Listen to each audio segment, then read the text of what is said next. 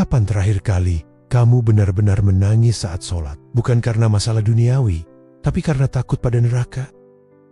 Dengarkan ini baik-baik. Ada rasa yang lebih menakutkan dari dosa.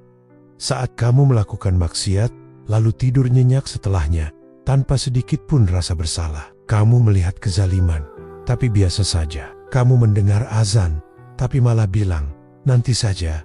Jantungmu berdetak, darahmu mengalir, tapi jiwamu sudah menjadi batu. Ini bukan soal banyak dosamu, tapi soal hilangnya kepekaan. Perhatikan tanda-tanda ini.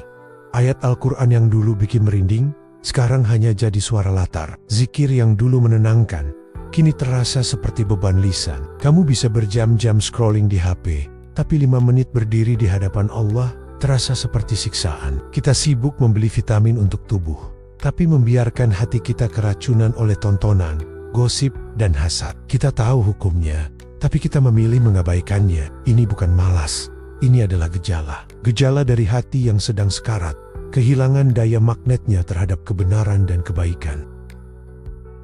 Bahayanya bukan hanya pada dosa besar yang kamu lakukan, tapi pada dosa kecil yang kamu anggap remeh. Para ulama mengatakan, dosa kecil yang dilakukan terus-menerus dan dianggap enteng, dampaknya bisa lebih parah daripada dosa besar yang disesali dengan tulus. Mengapa? Karena saat kamu meremehkan dosa, kamu sedang meremehkan Allah yang Maha Melihat. Rasulullah SAW bersabda, sesungguhnya seorang hamba apabila melakukan satu dosa, maka dititikkan di hatinya satu titik hitam. Hadis riwayat Tirmidzi. Apa jadinya kalau titik-titik hitam itu sudah menutupi seluruh permukaan hati? Allah Subhanahu wa Ta'ala menyebutnya ra'an, lapisan tebal yang mengunci hidayah. Sekali-kali tidak. Bahkan apa yang selalu mereka kerjakan itu telah menutup hati mereka. Quran Surah Al-Mutaffifin ayat 14. Tapi selalu ada jalan kembali. Pintu taubat tak pernah digembok. Jika hatimu terasa dingin, basuh ia dengan air mata penyesalan. Jika ia terasa berat, beri ia napas buatan dengan zikir dan tilawah. Imam Ibnul Qayyim pernah berkata, hidupnya hati adalah dengan ilmu dan keimanan.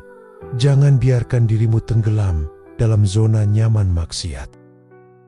Berjuanglah, cari teman yang menarikmu ke masjid, bukan ke tempat maksiat. Kepekaanmu mungkin hilang, tapi fitrahmu sebagai hamba Allah masih ada. Hidupkan lagi hari ini, sekarang, sebelum kamu dipanggil pulang, dan hati itu benar-benar tak bisa lagi mendengar.